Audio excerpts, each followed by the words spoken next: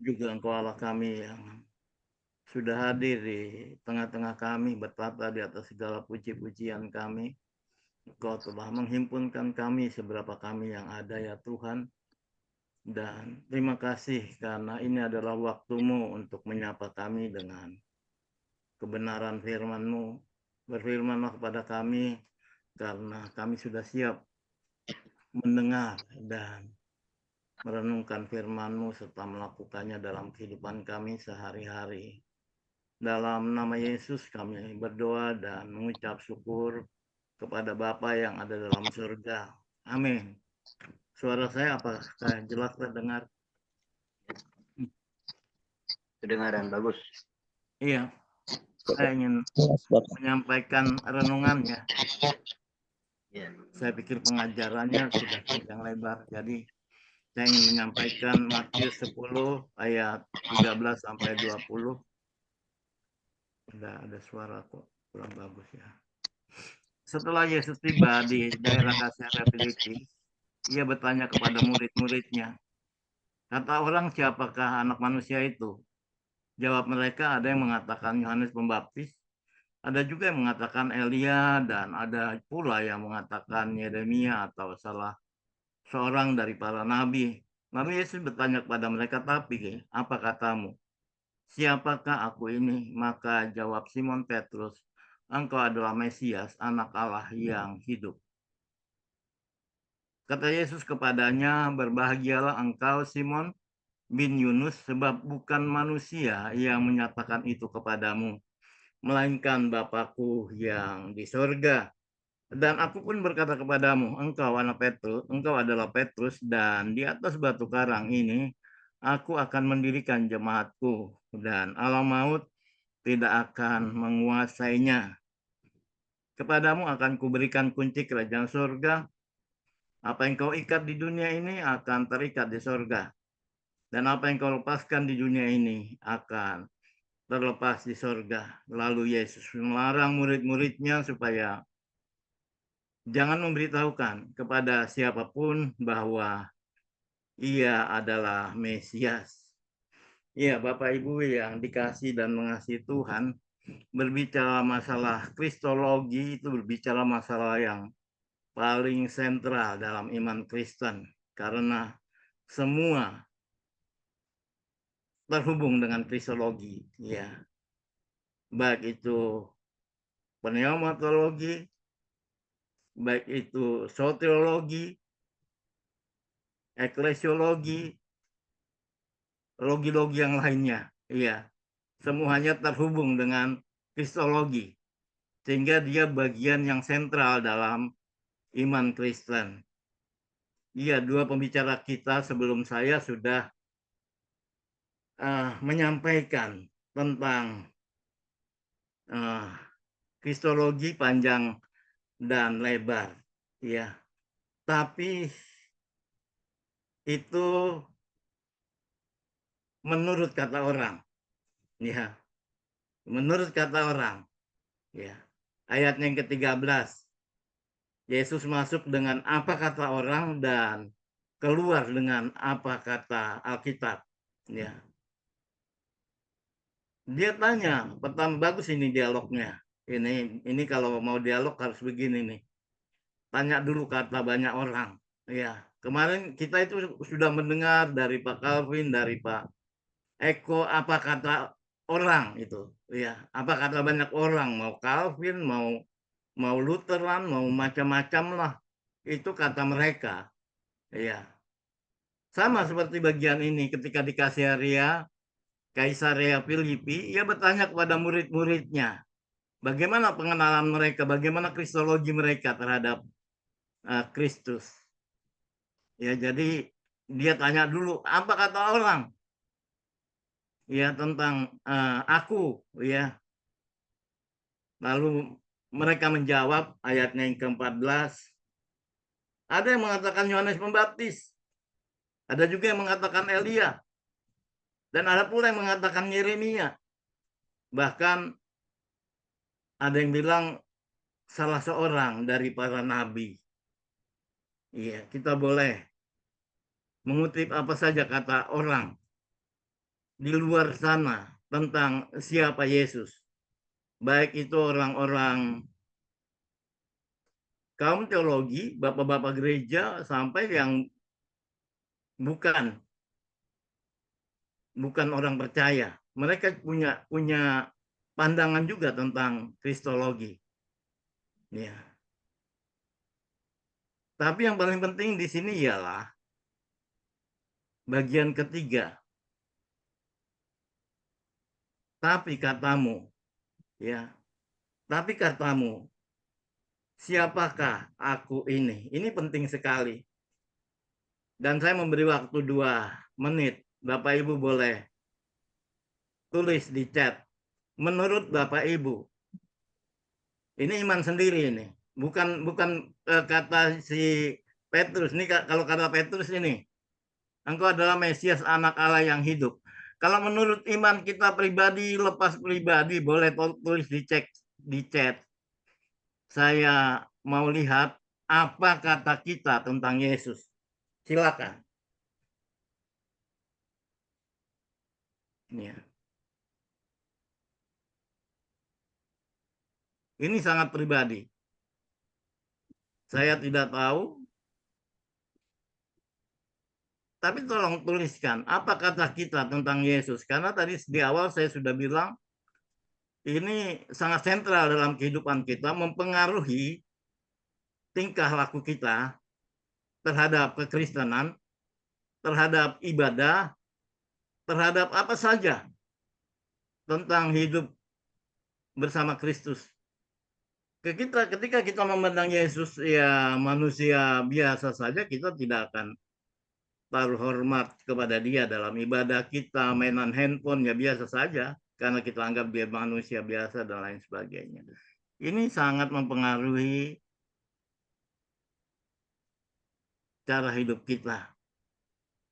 Ya, puji Tuhan. Ada yang mengatakan di sini juru selamatku, haleluya. Ada yang katakan penolongku, puji Tuhan. Mana yang lain? Yesus adalah Tuhan Allah dan Mesias yang jadi manusia untuk menyelamatkan kita dari dosa. Luar biasa. Yesus adalah Tuhan dan penyelamat hidupku. Bapak Ibu, di sini tidak ada benar atau salah. Ya, ini pernyataan iman masing-masing. Ya, pernyataan iman masing-masing.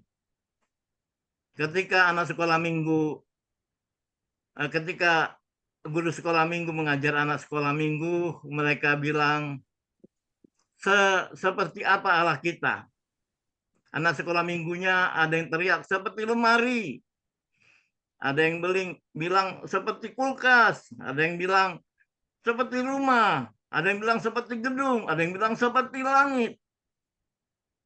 Lalu guru sekolah minggunya bilang, sebesar itulah imanmu. Ya,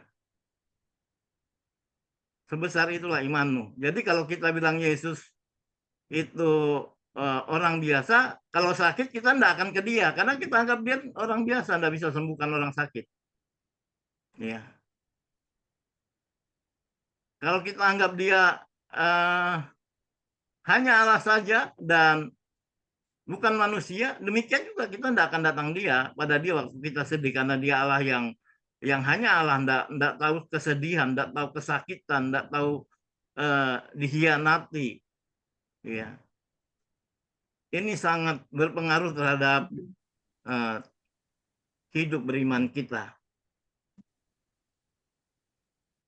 Dan saya mau katakan seperti yang Yesus katakan di sini.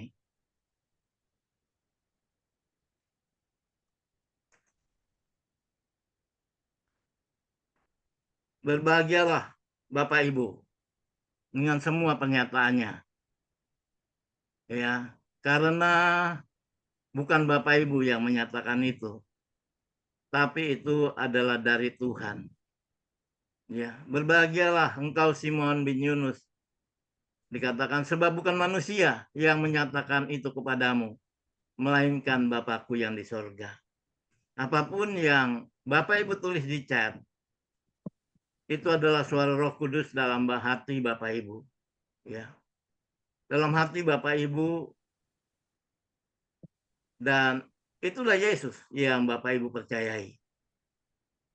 Kalau kita percaya dia hanya mampu menyembuhkan pilek, maka ketika kita sakit kanker, sakit jantung, kita tidak akan minta dia.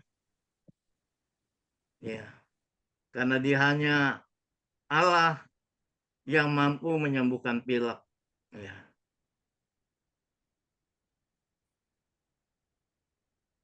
Lalu yang berikut di sini adalah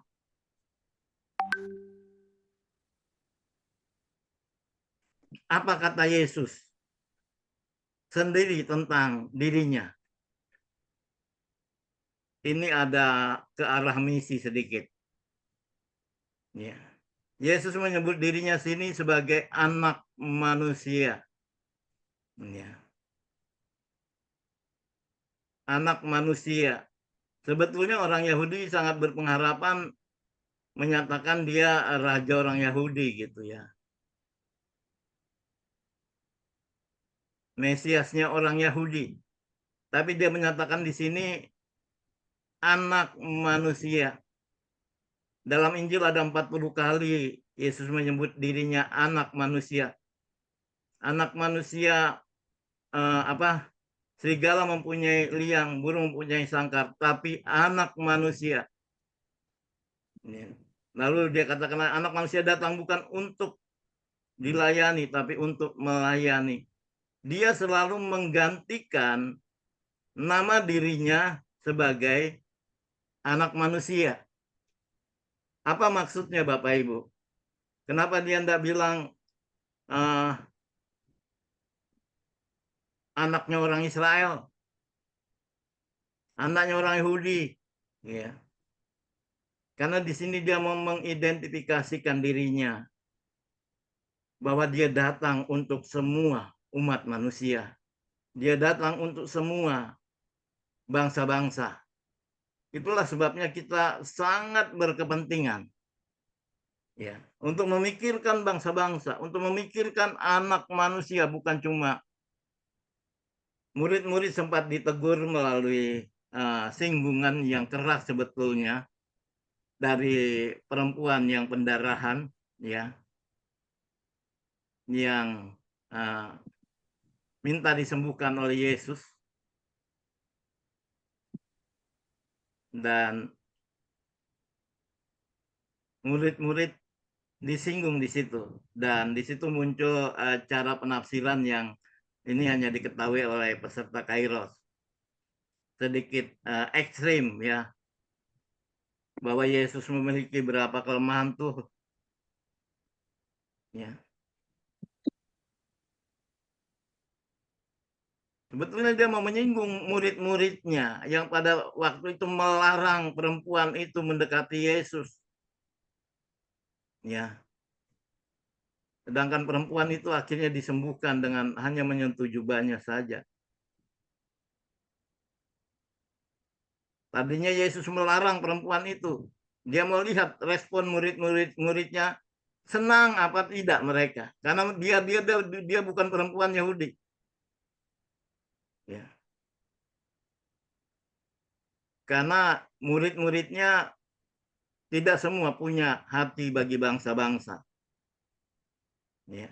Tidak semua. Mereka cukup egois dalam kemesiasan Yesus. Sehingga perhatikan perkataan dua orang Emmaus. Mereka kecewa dengan Yesus. Padahal mereka sedang bicara sama Yesus itu. Mereka bilang dia sebetulnya kami harapkan dulu ya untuk membebaskan kami dari jajahannya orang Roma. Tapi lihat dia tergantung. Ya. Mereka merindukan Kristologi yang perkasa waktu itu. Tapi ternyata Mesias datang dengan korban. Ya. Dengan mati di kayu salib. Mesias yang mereka temui. Itulah sebabnya mereka tergoncang imannya yang saya khotbahkan bulan lalu. Ya, satu-satu dipulihkan Tuhan. Satu-satu dipulihkan Tuhan, mulai dari Maria yang tidak mengenali Yesus, mengira dia penjaga taman. Dua elang Emmaus juga tidak mengenali Yesus, sampai mereka berkunci di kamar, semua murid juga tidak mengenal Yesus dan mengira Yesus hantu. Thomas juga, ya, dia tidak percaya kepada Yesus. Satu-satu dipulihkan. Saya tidak mau berandai-andai. Tapi kalau Yudas tidak bunuh diri juga dia pasti dipulihkan Yesus. Ya. Karena bagi Yesus tidak ada dosa yang terlalu besar sehingga tidak dapat diampuni. Ya, itu kristologinya. Ya. Jadi tidak ada dosa yang terlalu besar sehingga korban Yesus di kayu salib tidak cukup.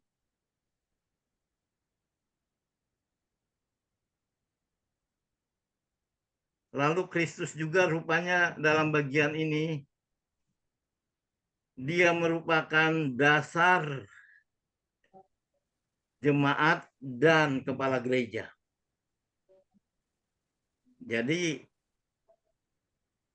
di atas pengakuan Petrus itulah Yesus mendirikan gereja. Bapak Ibu, Yesus mendirikan gereja apa tidak menurut Bapak Ibu? Saya sering tanya ini dengan hamba-hamba Tuhan. Ya. Mereka bingung dengan ayat ini. Engkau adalah Petrus dan di atas batu karang ini aku akan mendirikan jemaatku yang sekarang kita sebut dengan gereja. Dan Allah maut tidak akan menguasainya. Orang Jakarta bilang nggak ada matinya gereja itu. Ya. Tapi ketika saya tanyakan ini kebanyakan hamba Tuhan bingung Bapak Ibu. Karena mereka selalu ketika kita ngomong gereja, dia membayangkan denominasinya, gedungnya, organisasinya. Sementara Yesus dari pasal sini sampai Kisah Para Rasul tidak pernah membayangkan gereja itu seperti bangunan atau organisasi. Lebih kepada kumpulan orang percaya. Menganalisa bagian firman Tuhan ini cukup mudah sebetulnya. Yesus bisa bohong enggak sih? Gitu pertanyaannya. Ya. Bukan boleh bohong, bisa bohong atau tidak. Walaupun dia boleh, dia tidak bisa bohong. Ya. Sehingga kalau dia bilang dia mendirikan jemaat, iya mendirikan jemaat betul-betul. Hanya kita bingung jemaatnya yang mana. Jemaat Yesus bukan megachurch, Bapak Ibu. Jadi Yesus mendirikan jemaat, iya Yesus mendirikan jemaat, tapi dia tidak mendirikan agama Kristen. Ya, dia mendirikan jemaat. Karena dia sendiri yang ngomong. Ya, kalau dia tidak ngomong juga saya tidak percaya. Aku akan mendirikan jemaatku dan alam maut tidak akan menguasainya. Bapak Ibu jangan takut, Bapak Ibu. Ya. Alam maut saja tidak bisa menguasainya, apalagi cuma organisasi-organisasi pembela segala macam. Ya. Tidak akan dapat menguasainya. Penulis kitab ini sudah bukan penulis. Rasul Paulus sudah mengalaminya. Tidak ada matinya Bapak Ibu. Dalam perjalanan ke Damsik dia bertemu dengan pembela jemaat itu. Kepala jemaat itu. Yang tidak pernah dia aniaya. Tapi dia bertanya kepada Paulus, mengapa engkau menganiaya aku? Yesus mau menyatakan bahwa dia adalah pembela gerejanya. Ya. Dia adalah pembela gerejanya. Sehingga betul apa kata Yusuf Roni. Semakin dihambat, semakin merambat. Yesus pendiri gereja. Kristologi itulah dasar gereja. Jadi sebetulnya nggak ada yang namanya gereja setan, nggak ada Bapak Ibu. Itu pengikut setan aja, bukan gereja. Ya, yang namanya gereja itu didirikan di atas pengakuan Petrus, engkau adalah Mesias, anak Allah yang hidup, di atas pengakuan ini. Ya, dan di hadapan Yesus, kristologinya Petrus ini sebetulnya A+. Ya, kristologinya dapat nilai A+ mungkin. Ya, karena dia langsung katakan, di atas pengakuanmu ini Petrus, aku akan mendirikan gerejamu. Hanya gereja yang mengakui Yesus adalah Mesias, anak Allah yang hidup. Itulah gereja Tuhan. Di luar itu tidak tahu. Itu gereja apa. Kalau ada gereja yang tidak lagi mengakui Yesus adalah Mesias, anak Allah yang hidup, perlu dipertanyakan. Ya. Apalagi yang namanya pengikut setan. Tidak boleh disebut gereja setan. Ya. Ya gereja, ya gereja.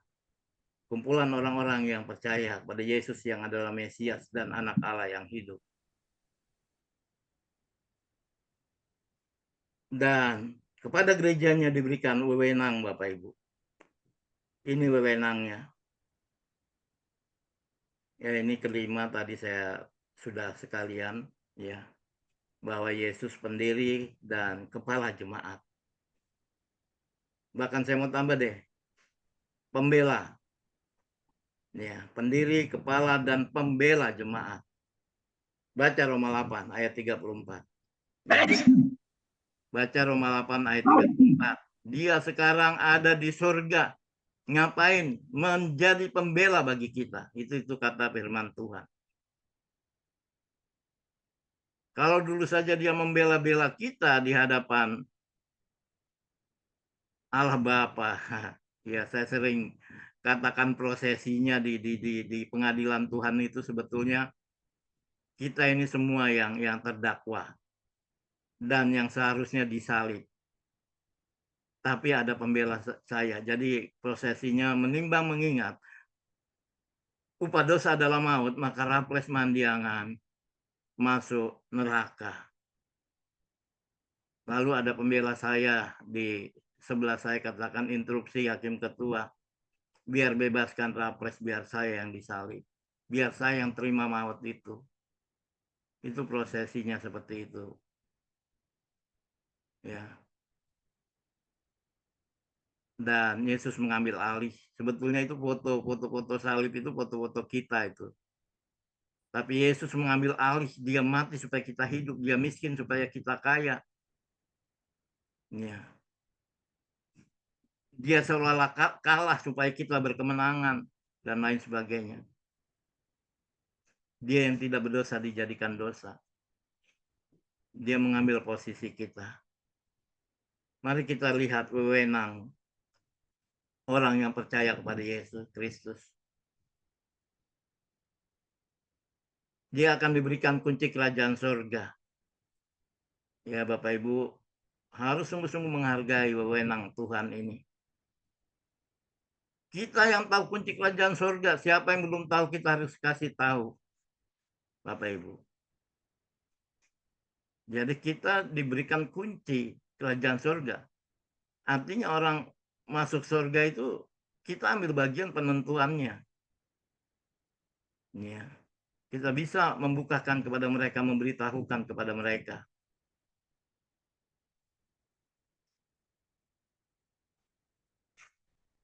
Dan kita punya kuasa juga melepaskan yang terikat. Karena amanat agung dimulai dengan pernyataan, kepadaku telah diberikan kuasa di sorga dan di bumi. Karena itu baru amanat agung, pergilah seluruh dunia dan lain sebagainya. Didahului dengan kuasa yang luar biasa di sorga dan di bumi. Ya. Bapak Ibu boleh voice ya. voice di Google Bapak Ibu, di Google-nya voice, siapa yang berkuasa di dunia dan akhirat. Ya, voice. Ngomong di Google, yang berkuasa di dunia dan akhirat. Ya, maka di sana akan keluar satu nama tokoh yang dikenal oleh banyak orang,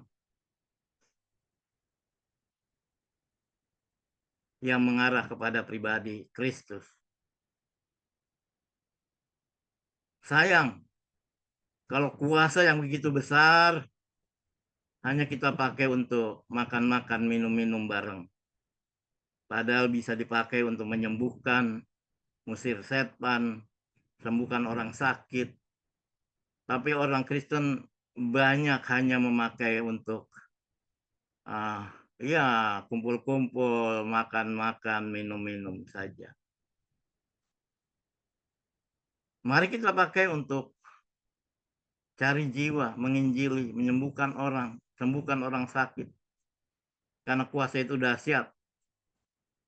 Dia bisa melepaskan orang yang terikat di dunia ini. Dan apa yang terikat di dunia, terikat di surga, di dunia akhirat, ya, sangat menentukan. Dan saya sampai pada bagian terakhir.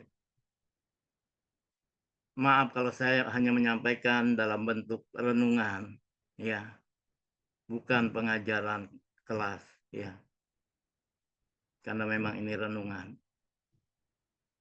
Terakhir, Yesus melarang murid-murid untuk memberitahukan bahwa ia Mesias. Kenapa Bapak Ibu? Ini taktis Bapak Ibu. Ya. Ada teknis, ada taktis. Nah, ini taktisnya. Karena Yesus memerlukan waktu untuk mempersiapkan murid-murid. Gerejanya sebagai tokoh yang akan melanjutkan pengajarannya. Dan mereka dilatih untuk melayani. Ya. Mereka membutuhkan waktu. Bukan Yesus takut mati ditangkap, bukan. Ya. Tapi kalau mereka bayangkan kalau mereka belum tahu berdoa, belum tahu diajar Yesus, lalu Yesus ditangkap. Jadi ini bukan Yesus takut, ya, lebih kepada masalah taktis, ya. Karena murid-murid 3 tahun yang lalu nggak tahu berdoa, Bapak Ibu. Bapak Ibu boleh kagum dengan Petrus yang khotbah 3.000 orang bertobat, ya. Tapi ketahuilah 3 tahun yang lalu dia belum tahu doa Bapa kami pun belum tahu, apalagi yang lainnya. Sekarang dia sudah tahu pelayanan, bahkan sama seperti Yesus dia melayani. Sembuhkan orang sakit, bangkitkan orang mati, ya. Dan itu harus kita juga demikian. Kita memuridkan orang secara berhikmat, kontekstual, bukan masalah takut mati, takut ditangkap, bukan, ya. Tapi kita perlu berhikmat, ya. Karena Yesus suruh kita menjadikan segala bangsa muridnya, ya. Tapi kita memerlukan 3 langkah yang harus kita lakukan. Pergi, baptis, dan ajar. Sebetulnya kita hanya lakukan 3 itu saja untuk menjadikan murid. Ya, baptis itu bicara masalah penginjilan, penginjilan itu bicara masalah menangkan jiwa. Baptis itu bicara masalah perubahan karakter. Bukan masalah selam atau percik, Bapak Ibu. Jangan bertengkar di situ. Ya, tapi karakter yang kamu baptis itu berubah apa enggak? Itu yang paling penting. Mau dibaptis di Sungai Yordan pun kalau enggak berubah sama saja. Ya, ada banyak orang yang bolak-balik Israel dan terus dibaptis. Tapi ya pulang sama saja karakternya, tidak berubah. Karena seruan baptisan adalah bertobatlah kamu karena kerajaan surga sudah dekat. Pada waktu itulah juga Yesus dibaptis oleh Yohanes. Bukan yang lain. Dia yang tidak berdosa dijadikan dosa pada waktu itu. Ya. Sebetulnya Yesus tidak perlu dibaptis. Ya. Karena dia yang tidak berdosa dijadikan dosa, yaitu. Ya. Jadi kiranya renungan yang sangat sederhana ini berguna bagi kita. Ingat, menurut kamu siapa Kristus? Ya, itu penting mempengaruhi tingkah laku kita, pandangan kita terhadap jiwa-jiwa, terhadap Kristus sendiri, terhadap jiwa-jiwa. Karena ketika Kristus mengasihi jiwa-jiwa, ya, anak manusia itu mengasihi jiwa-jiwa, kita juga harus mengasihi jiwa-jiwa dan manusia seperti dia yang mengidentifikasikan dirinya sebagai anak manusia. Saya bangga kalau Kingdom boleh terus melakukan penginjilan, memikirkan jiwa-jiwa, bangsa-bangsa, suku-suku bangsa yang kita doakan tiap hari. Dan biarlah kita betul-betul seperti visi kita, yaitu pengen turut ambil bagian menuntaskan amanat agung. Tuhan memberkati. Minta Ibu Adelvina berdoa.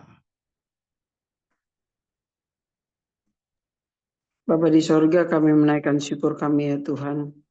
Engkaulah Allah, penebus, penyelamat. Engkaulah Tuhan kami. Engkaulah penyembuh kami. Dan tidak ada yang lain selain Engkau. Kami sungguh bersyukur, kami sungguh bangga memiliki Allah yang seperti Engkau. Allah yang berlimpah kasih setianya dalam hidup kami. Bukan saja mengatakannya, tetapi dirimu sendiri tersalib untuk segala dosa dan pelanggaran kami. Terima kasih Tuhan untuk pembelaan-Mu dalam hidup kami. Terima kasih untuk setiap jawaban-jawaban doa yang Tuhan anugerahkan dalam hidup kami. Terpujilah Engkau.